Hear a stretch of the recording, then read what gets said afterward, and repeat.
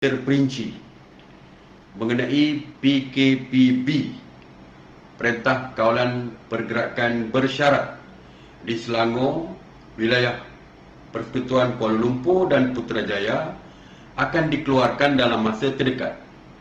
Oleh itu, pagi ini Jawatankuasa Teknikal bersama dengan KKMM, KKM, Kementerian Kesihatan Malaysia dan MKN telah bermesyuarat dan membincangkan SOP yang terperinci dan membentangkan kepada sidang khas MKN yang dipengerusikan oleh Yang Amat Berhormat Perdana Menteri.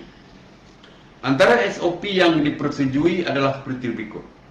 Saya tahu daripada semalam sehingga hari ini ramai yang keliru, terdapat banyak kekeliruan kerana semalam tidak dijelaskan secara menyeluruh, cuma secara am je. Tapi hari ini saya dah janji akan bentangkan, maka inilah SOP-SOP yang telah dipersetujui di dalam mesyuarat khas MKN pagi ini. Yang pertama, PDRM tanggungjawab melaksanakan kawalan ke atas kawalan tempatan kawasan tempat jangkitan dengan bantuan Angkatan Tentera Malaysia, APMM, APM dan Rela. Hanya 2 orang saja yang dibenarkan keluar dari rumah bagi tujuan mendapatkan bekalan makanan serta keperluan-keperluan lain.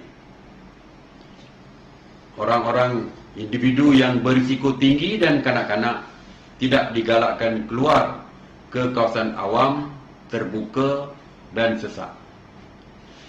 Pergerakan keluar masuk merentas daerah dan negeri yang melibatkan kawasan PKPB adalah tidak dibenarkan. Kecuali, ada kecualian. Walaupun tidak dibenarkan rentas daerah, rentas negeri, tetapi kita ada beberapa pengecualian.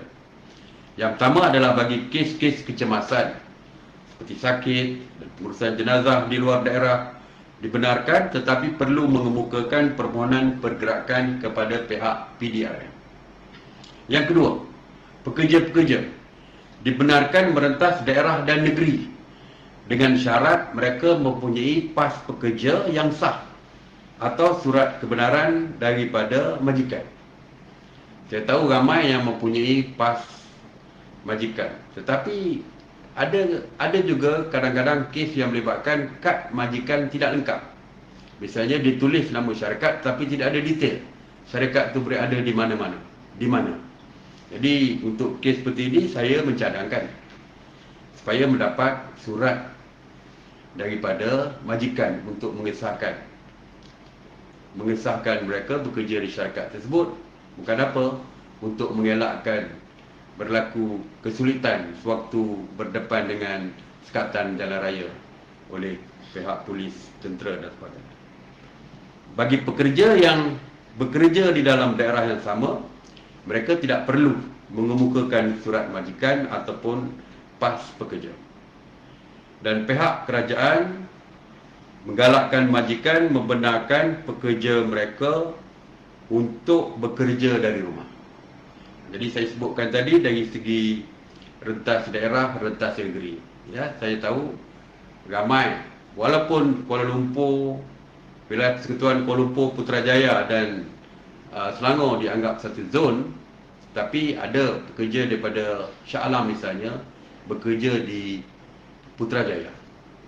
Jadi itu dianggap sebagai rentas daerah. Dan mereka hanya perlu menunjukkan pas pekerja untuk keluar daripada daerah mereka. Kita juga tahu ada pekerja daripada Seremban yang bekerja di Putrajaya dan mereka boleh bekerja, meneruskan kerja berulang-alik secara harian dan sebagainya dengan syarat mempunyai pas pekerja dan juga surat ataupun surat majikan yang mengesahkan. Perkara ini sebenarnya telah pun kita laksanakan waktu PKPB dulu, cuma kita mengulangi perkara yang sama. Bagi mereka yang perlu merentas negeri, yang perlu melalui negeri Selangor dan Kuala Lumpur, sebagai contoh, mereka yang berkereta daripada Johor Bahru ingin ke Kedah misalnya, mereka perlu, walaupun highway menggunakan highway utara selatan, dan mereka perlu cross menyeberangi negeri, melalui negeri Selangor. Dan tentu saja akan ada sekatan jalan raya di setiap sempadan tersebut. Jadi oleh itu kita menasihatkan mereka supaya mendapatkan kebenaran daripada balai polis ataupun pondok polis berhampiran sebelum memulakan perjalanan bagi mengelakkan kesulitan sewaktu melalui sekatan jalan raya ataupun SJR. Dan kita mencadangkan kepada pihak PDRM supaya membenarkan menggunakan online untuk memohon kebenaran tersebut. Individu yang menggunakan pergerakan udara, yang mana lapangan terbang semuanya berada di Kuala Lumpur dan juga Selangor, di wilayah persekutuan dan Selangor, seperti KLIA 1, KLIA 2 dan Subang sebagai contoh.